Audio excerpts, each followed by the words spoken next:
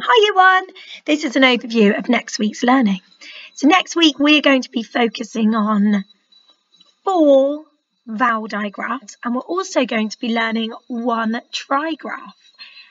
Remember, a digraph are 2 letters that make 1 sound, like this over here. If I could get my pen a moment. I'm going to go for green. So here are our 2 letters that make 1 sound.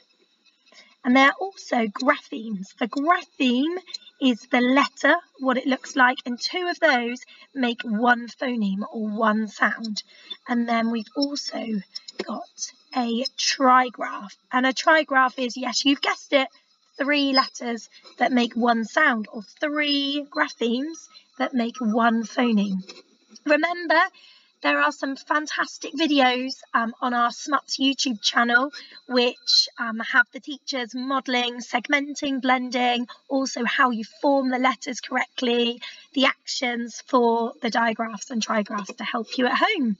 So that's a great resource. Remember to check that out. So going back to our digraphs and our trigraph next week, we have got A, as in, I wonder if you can tap it and swipe it with me. Remember, if you're using a digraph, you need to use 2 fingers. If you're using a trigraph, to tap and swipe, you need to use your 3 fingers. And 1 phoneme on its own is 1 finger. So are you ready? A, rain. Qua, queen. Light. Goat. And then we've also got this oo, which also can make the phoneme as well. So we've got it in 2 different words there to make 2 different slight pronunciations. So we've got boot, boot, and we've also got book.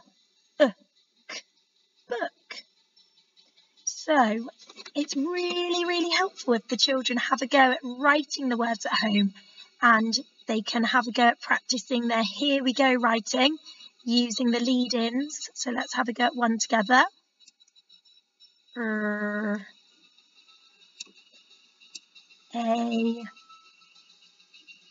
It's quite tricky. Trying to do it on here. And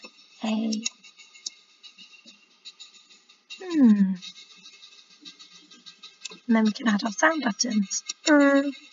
I wonder if you can have a go at doing it in your heads. So tap it into your heads like we do it in phonics. Rain.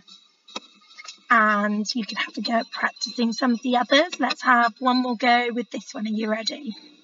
Here we go. G.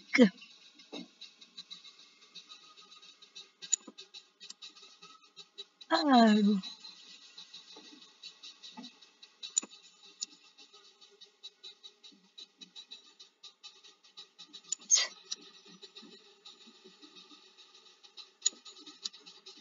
Goat. G. O. Goat. And tapping it into our heads. Goat. Have a go at writing all those words. Really practice your handwriting. Remember, we're really focusing on sitting our letters beautifully on the line. So maybe your grown-ups could draw a line for you at home to help you sit those letters on the line. Remember, your here we goes need to make sure they start on the line to make sure we're starting in the right place. And also, we're really practicing our letters being the same size. Apart from our ascenders, our really tall letters that go right up into the sky, and our descenders that go below the line, and our big capital letters that should be ascending into the sky as well. Have a go. Actually, none of these words. Oh, the Queen. That's her name. So actually, she should have a capital letter in her name because the Queen is very important. So that's this week's phonemes, and then we've got our tricky words. So we have learned all of these 2 tricky words. The children should be really familiar with them. They learnt them in reception, so we now are just learning to spell them. So really quickly we could be doing spelling games at home where a grown-up could say a word and a child could write it. It doesn't have to be writing it on paper. It could be shading foam's quite fun. A little bit messy, but really fun. Also, maybe if you're in the shower and it's quite steamy, they could write their tricky words on the shower or on a window. They could do mud outside, chalk. I don't know, they could even make it out of, I don't know, bits of pasta on their plate at tea time. So have a go at making these tricky words in lots of different ways, because we really need to be cementing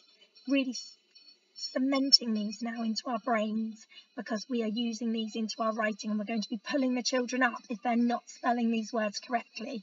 And then we're learning 2 new tricky words. We've got tricky word you and tricky word they. And it's also really important for the children to know why they're tricky, what part of it is tricky. So this is making a oo sound, and we've got this is making a sound, so it's you and they. Just think it's important to talk about why they're tricky, and they mustn't try and trick us. We need to know it.